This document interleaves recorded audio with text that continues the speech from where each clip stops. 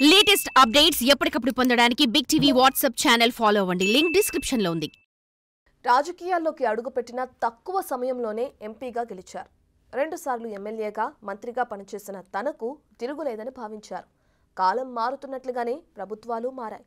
15 ఏళ్లు కంటిన్యూగా ప్రజాప్రతినిధిగా గెలుస్తూ వచ్చిన ఆయన సడన్గా రాజకీయాల్లో గప్చుపైపోయారు. పార్టీ ఫిరాయించి వెళ్లిన సీటిచ్చి గెలిపించి మంత్రి పదవి కూడా ఇచ్చిన ఆ పార్టీకి దూరంగా ఉంటున్నారు. పార్టీ అధిష్టానం ఏ కార్యక్రమం చేయాలని పిలుపు ఇచ్చినా స్పందించడం లేదు. నోరు తెరిచి విమర్శలు చేస్తే చేసిన తప్పులన్నీ బయటపడతాయని భయపడుతున్నారట. ఇంతకీ ఆ మాజీ మంత్రి ఎవరు? వైసీపీ అధికారంలో ఉన్న 5 ఏళ్లు ఓ వెలుగు వెలిగిన నాయకులంతా ఇప్పుడు సైలెంట్ అయిపోతున్నారు. పార్టీని పూర్తిగా పక్కన పెట్టేసి సొంత వ్యవహారాలను చక్కబెట్టుకుంటూ కాలం గడిపేస్తున్నారు. జిల్లా పర్యటనలకు సిద్ధమవుతున్న వైసీపీ అధ్యక్షుడు జగన్ వరుసగా నియోజకవర్గాల సమీక్షలు నిర్వహిస్తూ వివిధ కార్యక్రమాలకు పిలుపునిస్తున్నా కనీసం కన్నెత్తి చూడటం లేదు. అలాంటి వారిలో ముందు వరుసలో కనిపిస్తున్నారు విశాఖ జిల్లా భీమిలి మాజీ ఎమ్మెల్యే అవంతి శ్రీనివాస్.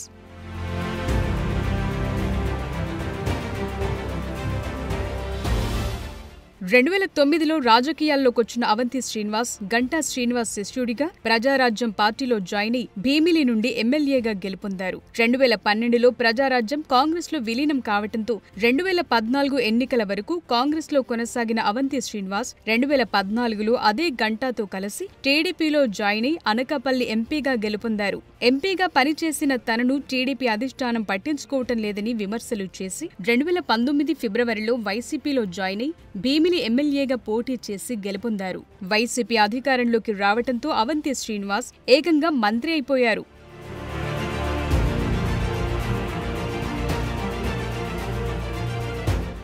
వైసీపీ ప్రభుత్వంలో 3 ఏళ్లు మంత్రిగా కొనసాగిన అవంతి శ్రీనివాస్ మంత్రివర్గ విస్తరణలో పదవిని కోల్పోయారు. అప్పట్లో అవంతిని జిల్లా వైసీపీ అధ్యక్షుడిగా జగన్ నియమించారు. 2019 నుంచి 24 వరకు వైసీపీ అధికారంలో ఉండడంతో మంత్రిగా ఉన్నా ఎమ్మెల్యేగా ఉన్నా తరచూ కనిపించిన అవంతి శ్రీనివాస్ 2024 ఎన్నికల్లో తన రాజకీయ గురువు గంటా శ్రీనివాస్ పై భీమిలి నియోజకవర్గం నుంచి పోటీ చేసి ఘోర పరాజయం చవిచూశారు. ఓటమి తరువాత ఎన్నికల నాటి నుంచి ఇప్పటి వరకు అవంతి శ్రీనివాస్ బయట ఎక్కడా కనిపించడం లేదు. అమరావతిలో వైసీపీ అధినేత జగన్ జరిపిన సమీక్షలకు సైతం డుమ్మా కొడుతూ వైసీపీ కార్యకలాపాలకు దూరంగా ఉంటున్నారు. పార్టీ అధిష్టానం ఎలాంటి ప్రభుత్వ వ్యతిరేక కార్యక్రమాలకు పిలుపునిచ్చినా అవంతి ఎక్కడున్నాడంటూ వెతుక్కోవాల్సిన పరిస్థితి నెలకొంది.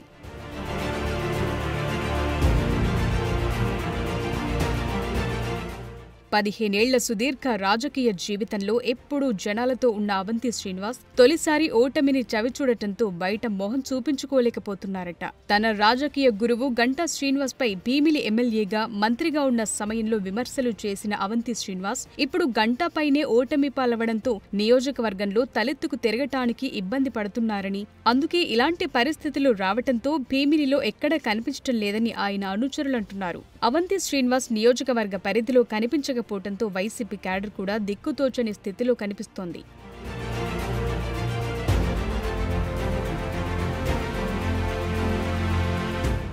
ఎన్నికల ముందు వరకు నేనే రాజు నేనే మంత్రి అన్నట్లు వ్యవహరించిన అవంతి శ్రీనివాస్ ప్రస్తుతం క్యాడర్కు కూడా అందుబాటులో లేకపోవడంతో భీమిలి నియోజకవర్గాన్ని ఏం చేయాలో జగన్ కు అర్థం కావటం లేదట. ఇప్పటికే కూటమి ప్రభుత్వం వైసీపీ చేసిన అరాచకాలను, భూకబ్జాలను, అవినీతిని ఒక్కొక్కటి బయటకు తీస్తోంది. ఇలాంటి తరుణంలో కూటమి ప్రభుత్వానికి వ్యతిరేకంగా మాట్లాడితే తాను మంత్రిగా ఉన్న సమయంలో చేసిన తప్పులను బయటకు లాగుతారనే భయంతో అవంతి శ్రీనివాస్ నోరు మెదపటం లేదంటున్నారు. దానికి తోడు వైసీపీ ప్రభుత్వంలో భీమిలి నియోజకవర్గం పరిధిలోనే ఎక్కువగా భూములు అన్యాక్రాంతం అవటంతో కూటమి ప్రభుత్వం తన వైపు చూస్తే కటకటాలు లెక్కించాల్సి వస్తుందన్న గుబులుతూ ఆయన రాజకీయాలకు దూరంగా ఉంటున్నారట.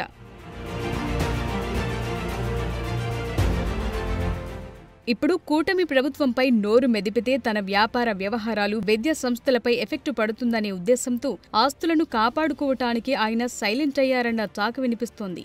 సొంత వ్యాపారాలను కాపాడుకోవడానికి వైసీపీ పార్టీ క్యాడర్ మొత్తాన్ని దూరం పెట్టి గప్చుప్గా కాలం గడిపేస్తుండటంతో అవంతి అసలు వైసీపీలో ఉన్నాడా లేడా అని అనుమానాలు వ్యక్తమవుతున్నాయి. ఈ నెల 13 నుండి ప్రభుత్వ వ్యతిరేక కార్యక్రమాలపై నిరసన చేయాలని వైసీపీ అధిష్టానం పిలుపునిచ్చిన నేపథ్యంలో ఇప్పటికైనా సైలెంట్గా ఉన్న అవంతి శ్రీనివాస్ బయటకొస్తారో లేదో చూడాలి.